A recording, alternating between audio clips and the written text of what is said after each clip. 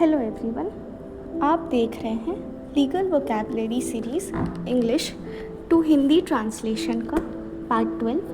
पिछले पार्ट्स में हमने कुछ इम्पॉर्टेंट लीगल वर्ड्स को easy and simple clear words में समझा था। आज के पार्ट 12 में हम नए 5 वर्ड्स जो कि कोर्ट रूम और कानून की लैंग्वेज में कॉमनली यूज़ होते हैं वो समझेंगे। तो आज के हमारे 5 वर्ड्स हैं mens rea, ordinance, negligence, notary and objection. तो चलिए शुरू करते हैं हम अपने पहले वर्ड से, जो कि है मेंसरिया। मेंसरिया का हिंदी में मतलब होता है आपराधिक मानसिकता।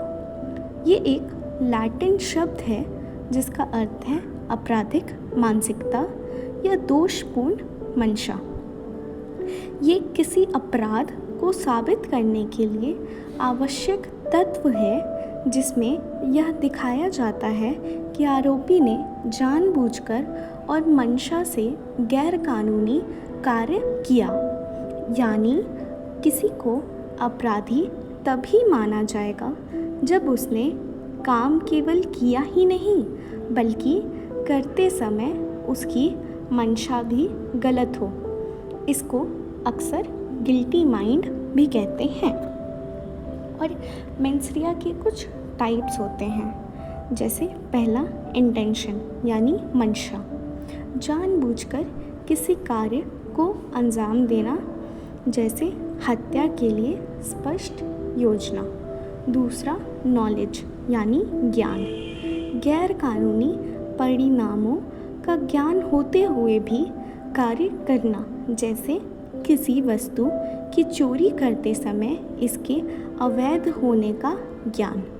तीसरा ट्रेकलेसनेस मतलब लापरवाही, संभावित खतरे की परवाह ना करते हुए कार्य करना, जैसे तेज़ रफ्तार में गाड़ी चलाना। नेग्लिजेंस यानी उचित सावधानी ना बरतने के कारण हुई हानि पहुंचना, जैसे डॉक्टर द्वारा लापरवाही से इलाज करना। अगर हम एग्जाम्पल से समझें तो और ज़्यादा क्लियर हो जाएगा। मान लीजिए 2 लोग आपस में झगड़ते हैं। पहले आदमी ने गुस्से में चाकू उठाया और सीधा सीने पर मार दिया। यह जानबूझकर किया गया। यहाँ इंटेंशन साफ है, इसीलिए ये हत्या है। दूसरे केस में किसी ने तेज़ रफ्तार में कार चलाई। उसे पता था कि लोग घायल हो सकते हैं, लेकिन उसने परवाह नहीं की। ये लापरवाही कहलाएगी। मेंसरिया बताती है कि सिर्फ काम होना नहीं बल्कि काम करते वक्त दिमाग में गलत मंशा भी होनी चाहिए। जैसे कोई गलती से किसी का फ़ोन उठा ले तो वो चोरी नहीं मानी जाएगी, पर अगर चोरी की नीयत से लिया हो तो मेंसरिया है और अपराध मानी जाएगी। अब इसका हम इंडियन कॉन्टेक्स्ट में देखते हैं मेंसरिया क्या है। तो इंडियन पीनल कोड 1860 में मेंसरिया का कोई विशेष उल्लेख नहीं है, लेकिन यह अपराध के अधिकांश प्रावधानों में निहित है। उदाहरण के लिए समझे तो धारा 299 और 300 मर्डर और कल्पेबल होमिसाइड के बीच का अंतर मंशा पर आधारित है। धारा 425 आपराधिक क्षति के लिए मंशा आवश्यक है। अब हम देखते हैं अपना दूसरा वर्ड, जो कि है ऑर्डिनेंस। तो ऑर्डिनेंस एक अस्थायी कानून है जिसे राष्ट्रपति या राज्यपाल द्वारा संसद या विधानमंडल के सत्र न होने पर जारी किया जाता है। यह संविधान के अनुच्छेद 123 और अनुच्छेद 213 के तहत दिया गया अधिकार है। यानी संसद के इंतज़ार के बिना ही कानून लागू हो सकता है। जब संसद ना चल रही हो और कोई इम्पोर्टेंट कानून लाना है तो राष्ट्रपति या राज्यपाल यह कानून बनाते हैं। अध्यादेश से संबंधित संवैधानिक प्रावधान, पहला संविधान का अनुच्छेद 123 यानी आर्टिकल 123, जिसमें दिया हुआ है कि राष्ट्रपति संसद के सत्र ना होने पर ऑर्डिनेंस जारी कर सकते हैं। संविधान का अनुच्छेद 213 यानी आर्टिकल 213, राज्यपाल विधानमंडल के सत्र ना होने पर ऑर्डिनेंस जारी कर सकते हैं।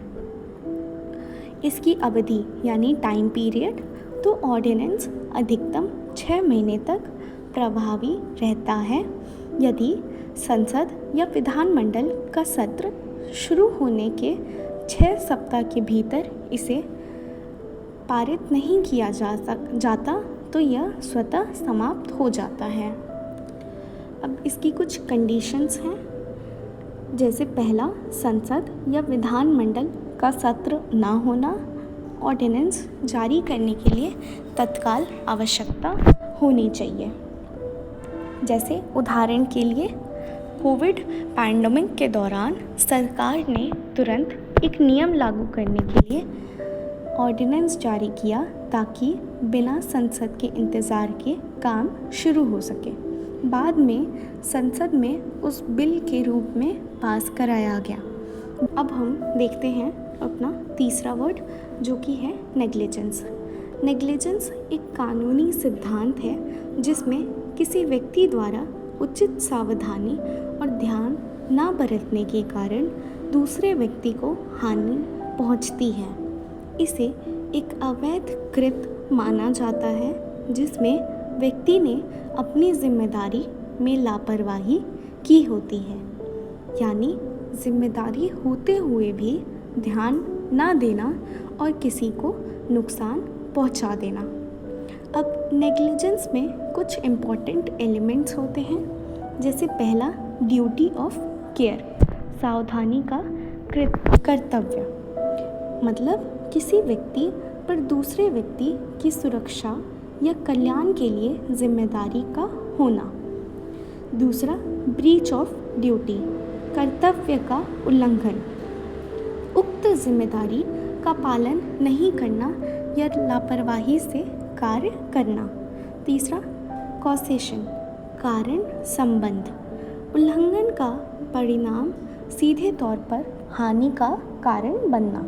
एंड लास्ट, डैमेजेस, हानि, किसी प्रकार की हानि या चोट का होना जो लापरवाही से जुड़े हो। जैसे एग्जाम्पल से हम समझे तो मान लीजिए एक हॉस्पिटल में डॉक्टर ने पेशेंट को इंजेक्शन लगाते वक्त बिना चेक किए गलत दवाई लगा दी, पेशेंट की हालत बिगड़ गई। यह डॉक्टर की नेग्लिजेंस थी क्योंकि मरीज़ की तो देखभाल करना उसकी जिम्मेदारी थी। यह बात सड़क पर गाड़ी चलाते वक्त भी लागू होती है। ड्राइवर का ध्यान ना देना और किसी को टक्कर मार देना, ये भी नेग्लिजेंस कहलाती है। अब इंडियन लॉज में नेग्लिजेंस क्या है, तो इंडियन पीनल कोड 1860 में सेक्शन 304A में किसी व्यक्ति की मृत्यु के लिए लापरवाही से कार्य करना दिया हुआ है। एंड लॉ ऑफ टॉर्ट्स में कानूनी कार्रवाई में नेग्लिजेंस के आधार पर दावे किए जाते हैं। अब हम देखते हैं अपना चौथा वर्ड, जो कि है नोटरी। नोटरी एक सार्वजनिक अधिकारी होता है जिसे कानून द्वारा दस्तावेज़ों का प्रमाणीकरण, सत्यापन और प्रमाणित करने का अधिकार दिया जाता है, यानी जो किसी कानून दस्तावेज़ पर मोहर लगाकर उसे मान्य कर दे।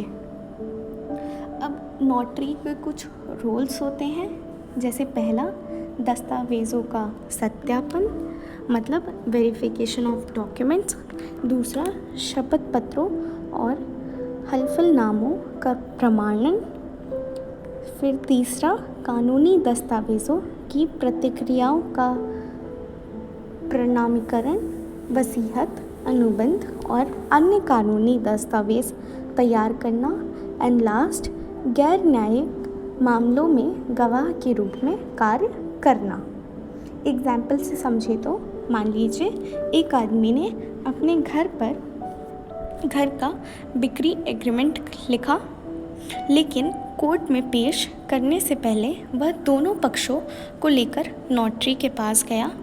नोटरी ने उनकी पहचान चेक की, दस्तावेज़ पर मुहर लगाई और दर्ज कर लिया। अब यह कागज़ कोर्ट में मान्य हो गया।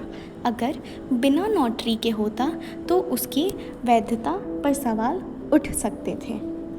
भारत में नोटरी के लिए कानून। नोटरीज़ एक्ट 1952 में भारत में नोटरी की नियुक्ति और कार्यों को विनियमित करने वाला प्रमुख कानून रूल केंद्र और राज्य सरकारों द्वारा नोटरी नियुक्त किए जाते हैं। अब हम देखते हैं अपना आखिरी और पांचवा वर्ड, जो कि है ऑब्जेक्शन। ऑब्जेक्शन एक कानूनी प्रक्रिया है जिसमें पक्षकार किसी गवाह के बयान, सबूत या प्रक्रिया पर आपत्ति जताता है, यह दावा करते हुए कि वह कानून के अनुसार स्वीकार नहीं है। यानी अदालत में वकील तुरंत बोलकर कहे कि यह नियमों के खिलाफ है या फिर ये यहाँ पे रेलेवेंट नहीं है, मतलब यहाँ पे ये मुद्दे से संबंधित नहीं है।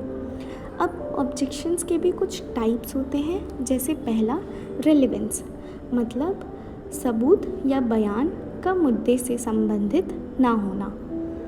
नेक्स्ट है हमारे पास हियरसे, मतलब अफवाह, दूसरे व्यक्ति से सुनी हुई जानकारी का उपयोग, सिंपल सा सुनी सुनाई बात। तीसरा लीडिंग क्वेश्चन, प्रमुख प्रश्न, ऐसा प्रश्न जो गवाह को उत्तर देने के लिए निर्देशित करता है।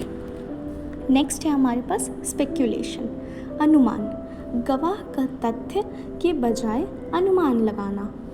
इम्प्रॉपर प्रोसीजर, गलत प्रक्रिया, न्यायिक प्रक्रिया का उल्लंघन, मतलब नियम तोड़ना। एग्जाम्पल से समझे तो कोर्ट में वकील ने गवाह से ऐसा सवाल पूछा जिसका मामले से कोई लेना देना नहीं था। दूसरे वकील ने तुरंत कहा ऑब्जेक्शन, यह सवाल इररेलेवेंट है। जज ने ऑब्जेक्शन स्वीकार किया और सवाल हटा दिया। ऐसा इसीलिए होता है ताकि सुनवाई निष्पक्ष और नियमों के अनुसार हो। तो दोस्तों, आज के पार्ट 12 में हमने 5 इम्पॉर्टेंट लीगल वर्ड सीखे। हम इसका एक समरी देख लेते हैं। पहला मेंसरिया, अपराध की मानसिकता। दूसरा ऑर्डिनेंस, अस्थायी कानून। तीसरा नेग्लिजेंस, लापरवाही। चौथा नोटरी, दस्तावेज प्रमाणित करने वाला अधिकारी। एंड लास्ट ऑब्जेक्शन, अदालत में आपत्ति। पार्ट 13 में हम नए शब्दों के साथ फिर मिलेंगे। वीडियो अच्छा लगे तो लाइक, शेयर और कमेंट ज़रूर करें। एंड तब तक हम मिलते हैं पार्ट 13 में। Till then, thanks for watching.